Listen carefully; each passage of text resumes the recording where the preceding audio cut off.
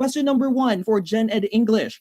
The comedian's joke is a double-edged sword cutting through the audience's laughter to reveal deeper truths. What's your answer in this one? A, hyperbole. B, irony. C, metaphor. D, understatement. May nagsasagot ng letter A, meron din nagsasagot ng letter C. Ano kaya ang sagot ng taong bayan sa tanong na yan? Alright, tamang sagot po natin for question number 1. This is letter C, no? Pero coach, wait lang.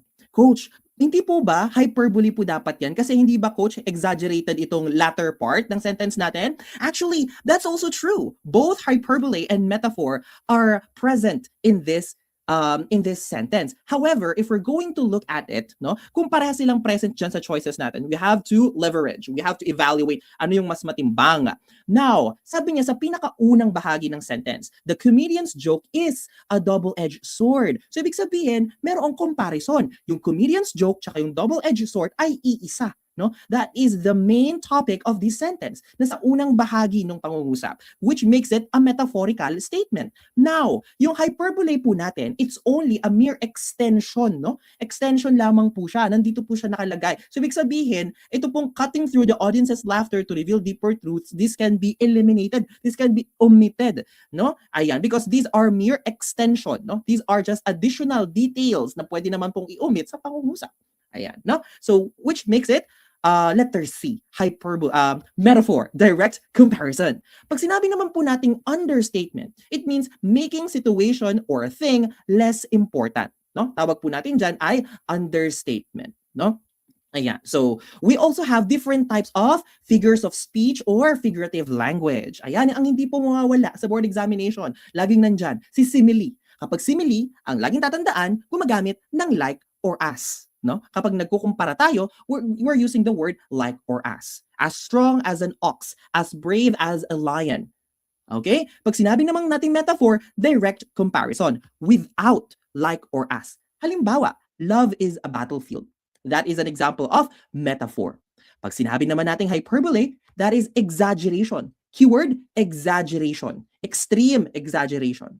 So for example, 'di ba, meron tayong idiomatic expression na I'm so hungry, I could eat a horse, no? So ibig sabihin, that's just an exaggerated statement, no? It means you're very hungry. Okay? Pag sinabi naman nating oxymoron naman po ay magkatabi yung dalawang salita na nagko-contradict sa isa't isa o meron silang contradicting meaning. Halimbawa, that woman is pretty ugly, no? Magka-opposite yung kahulugan ng salitang pretty tsaka yung salitang ugly. No? Ayan. So that is oxymoron.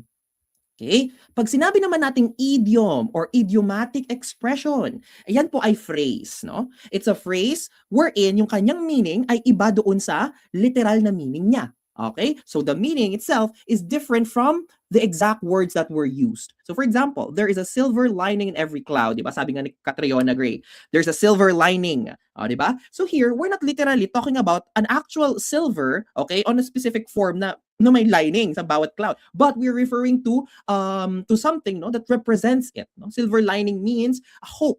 No? That is idiom. Okay? So, that is carrying cultural meaning. Kapag idiom, merong cultural meaning. Pag sinabi naman po nating personification, binibigyan natin ng buhay yung isang object na wala namang buhay. So, giving life to an inanimate object. So, for example, why are you so heavy, suitcase? No, that is personification. So, for example, the curtains are flowing, no? The curtains are dancing rather, 'di ba? So, hindi naman talaga sumasayaw yung curtains, 'di ba? Nililipad lang siya ng hangin. So, we're just giving life the curtain. That is personification. Pag sinabing alliteration, pag-uulit ng initial sound. Pag-uulit ng initial sound or letter sa bawat salita. So for example, eagles end up eating entrails, no? Pare-parehas po siyang nagsisimula sa letter E. Andyan si eagle, andyan si end, andyan si eating, no? Ayan. And of course, actually common po ito, no, sa mga tongue twisters natin. Halimbawa na lang si Peter Piper, 'di ba? Ayan, that's also an example of alliteration. Pag sinabi naman po nating symbolism, okay, we are expressing an abstract idea. We are expressing an abstract idea using an item. Okay? So for example, we had to put out a red alert, no? So red alert means something that is urgent, no? Ayan. So symbolism, ano pa? Yung dove, 'di ba? Ang dove, it's not only a bird but it could symbolize peace. It could symbolize harmony, 'di ba? Ayan, that is symbolism. Alright? We also have onomatopoeia. Pag sinabi naman po natin onomatopoeia, tunog. Laging tatandaan, sound. The ghost said boop.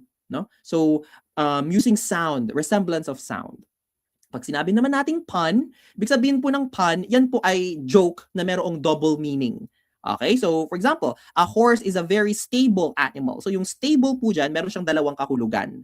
No? Ayan. So, for example, I'm reading a book about gravity. No? It's impossible to put down. So, ibig ko sabihin doon, put down means stop holding or stop reading or pwede rin because of gravity. So, meron po siyang dalawang meaning. No? A joke or a statement that has a double meaning.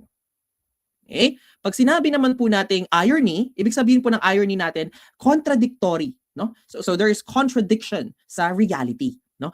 Opposite of what you expect. Okay? Yun po ang tatandaan. No? Pag irony, opposite of what you expect. For example, you are expecting firefighters to stop a fire, pero yung mismong fire station yung nasunog. That is an example of irony. Or another example, I won the lottery on my retirement day. Diba? I posted on Facebook about how bad Facebook is, but you're still using Facebook. That is irony.